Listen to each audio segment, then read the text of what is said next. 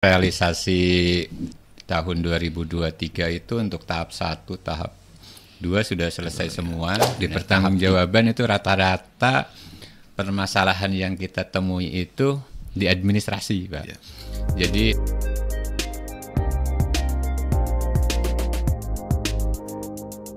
pendengar dan pemirsa, kami ketemu kembali di acara podcastnya RRI Tarik Mas, seputar informasi menarik Banyumas dan sekitarnya. Dan kali ini saya bersama Kepala Din Permades ya, Kabupaten Purbalingga, Pak Ato. Selamat siang. Selamat siang, Apa kabar Pak Ato? Alhamdulillah ini ya, sehat. Pak Ato, kita nggak banyak waktu ini, kurang lebih 10 menit aja lah ngobrol seputar alokasi dana desa. Seperti kita tahu bahwa ADD ini selalu menarik untuk dibicarakan karena masyarakat juga sekarang banyak yang mengkritisi maksudnya tentang alokasi dana desa atau ADD yang seringkali juga menjadi perhatian serius oleh pemerintah di tingkat kabupaten maupun provinsi, bahkan di tingkat pusat. Di Purbalingga ini sampai dengan akhir Oktober ya, realisasinya sudah seperti apa Pak? Untuk di Purbalingga alhamdulillah realisasi penyaluran DD tahun 2023 itu untuk tahap 1, tahap 2 sudah selesai semua. Nah, tahap 3 itu sudah hampir 50%. Ya. Ini kita untuk penyaluran itu.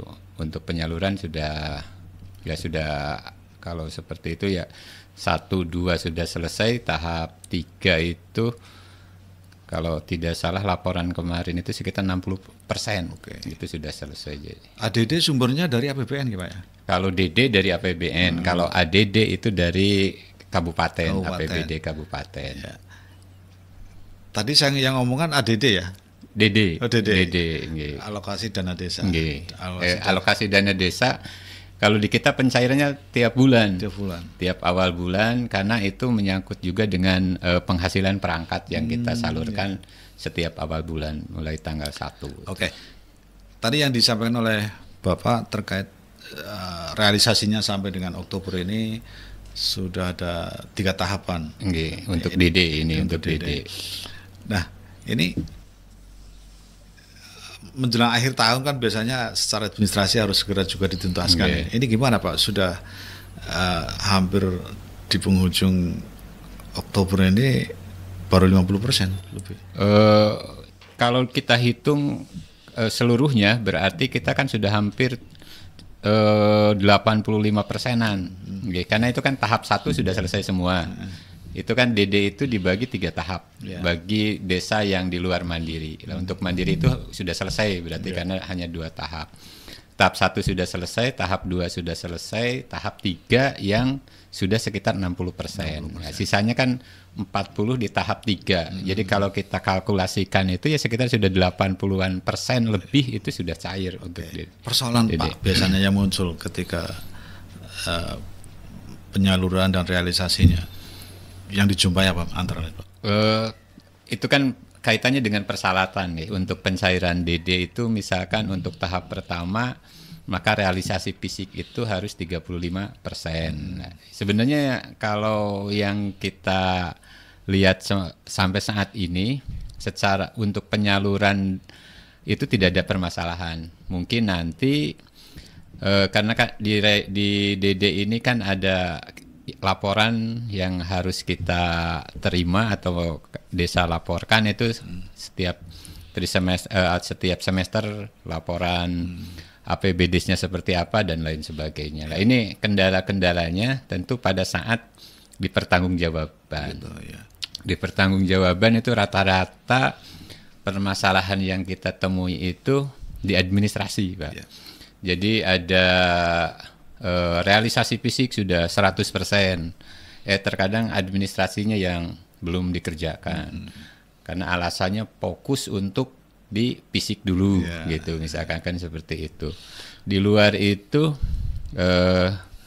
semuanya kan karena kita sudah memakai Siskudes dan di bulan Oktober ini kita sudah CMS sehingga untuk pajak, untuk pertanggungjawaban itu semuanya terintegrasi di Siskudes. Jadi secara otomatis kalau mereka itu ngajukan SPP, yang menjadi kewajiban pajak sudah terpotong.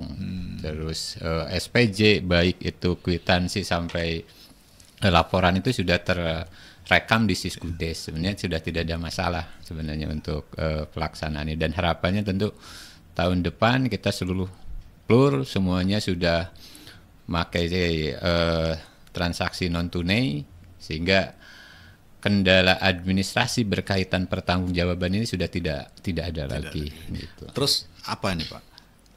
Realisasinya dalam penjabarannya di tingkat desa, besarannya dulu berapa Pak? Sama nggak tiap desa? Tiap desa tidak sama itu, karena ada indikator tertentu gitu, nggih.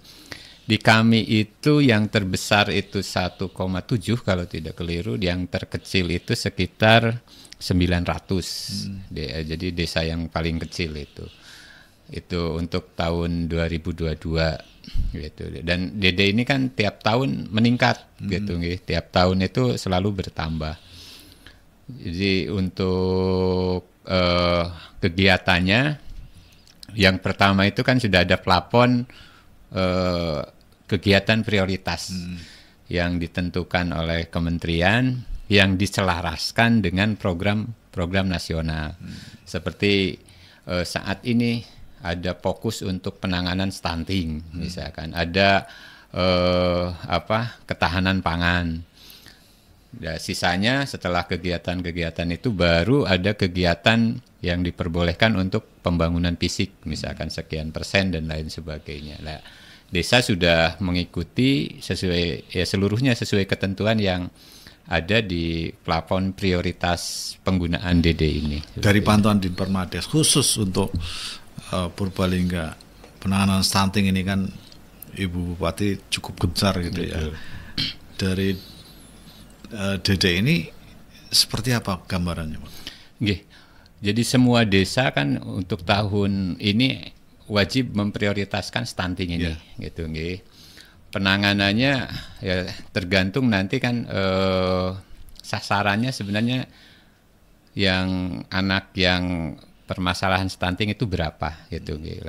Ini disesuaikan. Yang pertama itu untuk penambahan makanan, misalkan telur. Sekarang kita fokus di telur, penyediaan ini bagi anak-anak yang terindikasi stunting. Dan alhamdulillah hasil sementara kan kita sudah cukup bagus. Stunting ini kita di posisi 13, sekian persen. Dari awal kita hampir 24%. Ini cukup luar biasa karena kebijakan beliau Bu Bupati, semua stakeholder di samping DD, jadi semua melibatkan seluruh stakeholder, baik itu swasta, BUMD dan lain sebagainya, termasuk dana desa itu, untuk salah satunya penanganan stunting di Kabupaten Purbalingga. Dan hasilnya sudah mulai menunjukkan ada angka-angkanya mulai menurun. Kita menurun drastis, dan kita juga di bawah persentase stunting di tingkat nasional ataupun provinsi. Gitu. Ya, targetnya di 2023 ini turun sampai berapa Pak? Untuk target di 2023 beliau Ibu Bupati bahwa kita kan tidak mungkin untuk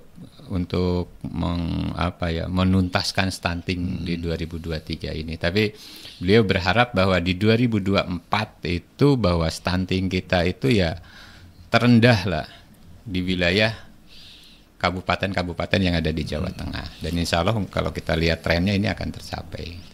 Baik Pak, terima kasih sekali kesempatan waktunya. Kita nggak lama, sebetulnya banyak sekali yang pengen kita obrolkan dengan persoalan-persoalan DD ini kan juga menjadi perhatian, dan mudah-mudahan ada kesempatan lain untuk bisa kita obrolkan.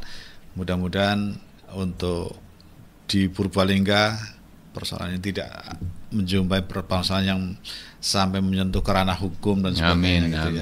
Terima kasih Pak. Sama-sama. Kita berjumpa kembali. Assalamualaikum. Waalaikumsalam warahmatullahi wabarakatuh.